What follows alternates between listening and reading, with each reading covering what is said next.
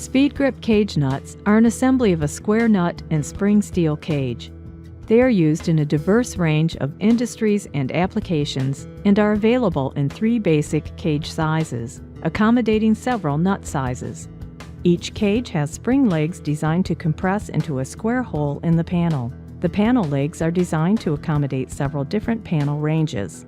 Speed grip cage nuts are assembled by compressing the spring legs into a hole in the panel. This can be done by hand without special tools.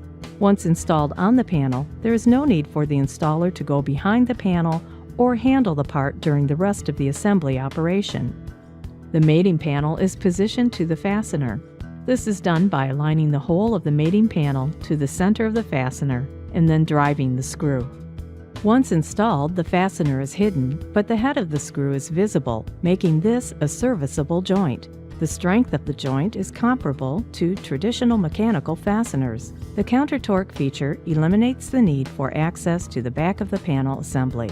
Cage nuts are used throughout all industries where panels are assembled via mechanical fasteners. The reduced material handling speeds the assembly process.